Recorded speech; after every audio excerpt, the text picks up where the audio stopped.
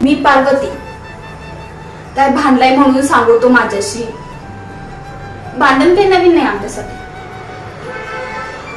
गेली कित्येक वर्ष भांड्याला भांडी लागली नाही तसं कधी झालं नाही.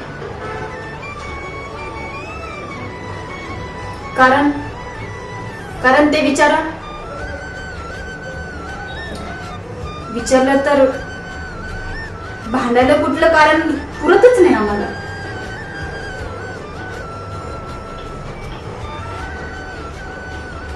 काय आहे, घर आहे, मग काय भांड्याला भांडी लागणारच. फक्त ती काचेची नसावी तेवढीच.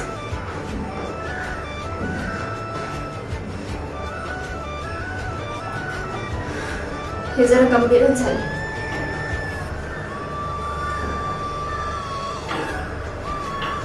म्हणजे भांडणे हा विषय कुठलाही असो, आम्ही गंभीरतेनेच भांडतो. आणि एक चूक अर्थात त्यांचीच असते. तसं आम्ही अलिखित नियमच बनवलाय म्हणा ना. वादावादी होते, शब्दाने शब्द वाढतो, भांडणाभांडणी होते.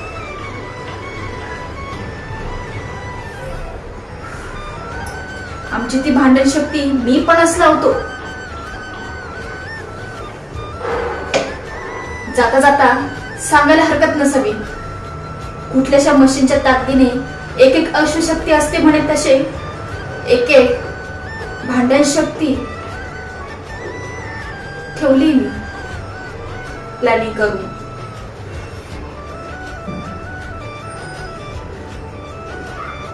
तर मी पणच लावते. खरं सांगते,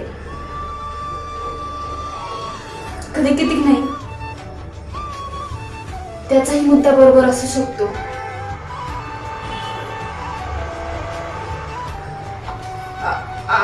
असूच शकतो, बरोबरही असू शकतो. मला पटूही शकतो.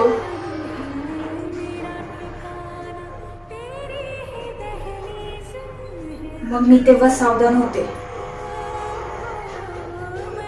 सावधान म्हणजे अति सावधान. माझा मुद्दा बरोबर असताना तर मला फार काही जास्त करावे लागत नाही.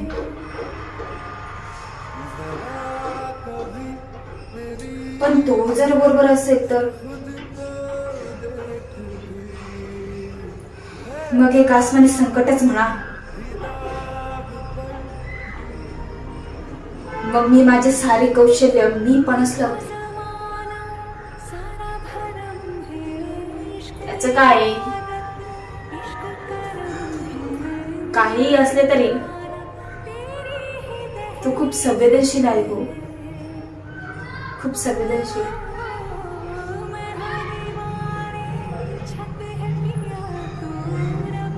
तुम्हाला गुपित म्हणून सांगायला हरकत नाही.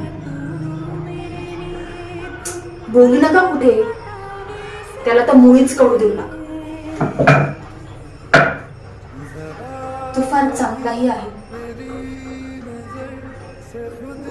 आणि मी त्याच्या आधारावर काहीही करू शकते. म्हणजे जगातील कुठलेही भांडण मी जिंकू शकते.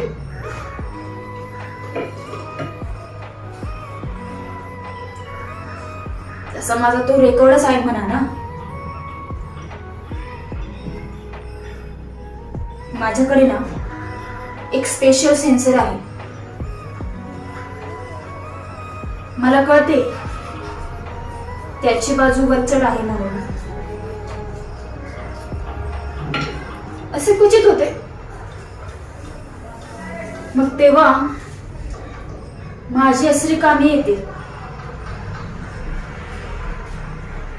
एकतर मी विषय बदलते, म्हणजे जेव्हा मला पुढे काही जमत नसेल तेव्हा मी तर एकतर विषय बदलते, नाहीतर मी माझ्या अस्त्रांचा वापर करते. 10 वर्षापूर्वीची त्याची चूक त्याला आठवण करून द्यायची.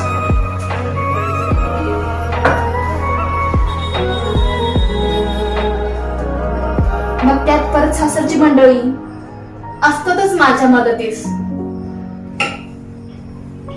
त्यांचे एक एक दुर्गुणाचा पाडा सुरू केला ना.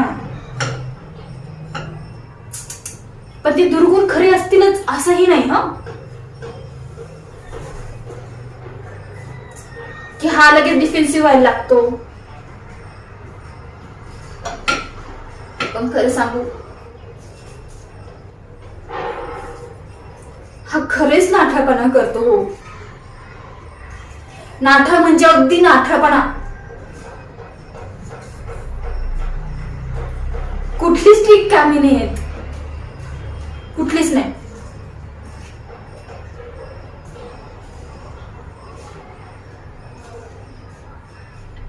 म्हणजे त्याचा आबोला, त्याच्या आबोलीला कुठलीच ठीक कामी नाही आहे.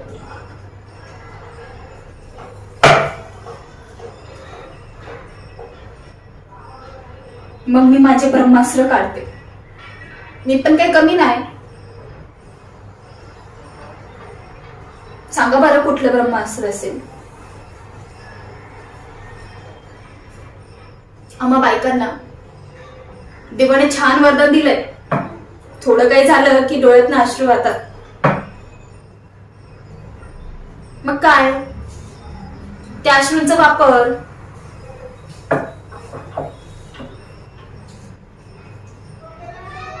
त्या अश्रू पाहतात कोणीही वाहून जायला हवंच. मग याची तर गोष्टच होती.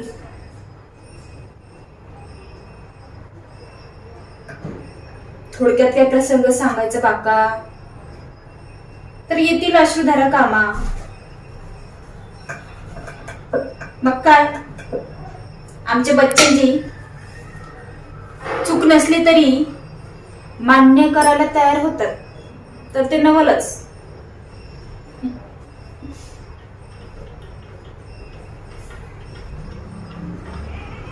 पण खरं सांगू, त्यांच्या भांडणाचा जितका त्रास होत नाही ना, तितका त्यांचा मौनाचा त्रास होतो मला.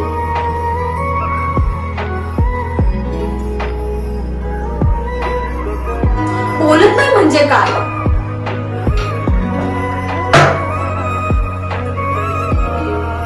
मग मी भांडायचं कोणाशी?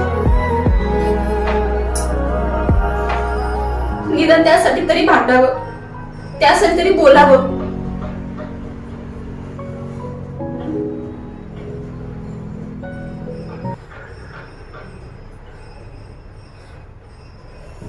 त्याचा बोल खूप खूप खूप त्रासदायक की होत, खूप त्रासदायक.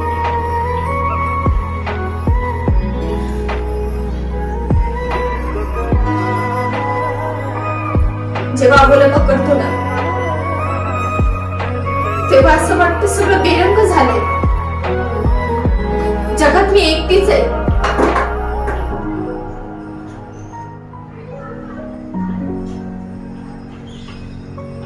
पण तो कायमचं मौन व्रत धारण करेल असं कधी वाटलं नव्हतं.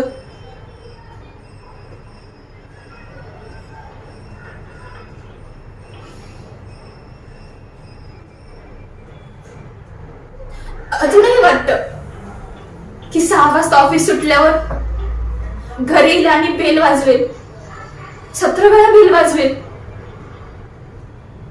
म्हणून मी काय केलं, रोज दरवाजा उघडाच ठेवते, त्याची वाट बघत की आला की डायरेक्ट येईल.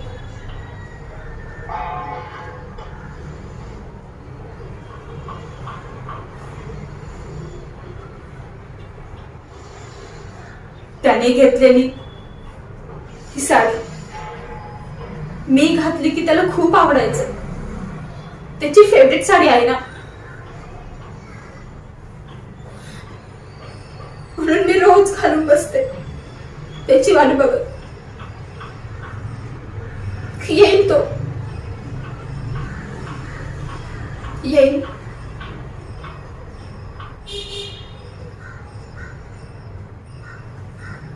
येईल. आणि जेव्हा येईल ना, तर त्याला मी एकच सांगेल की चूक तुझीच होती.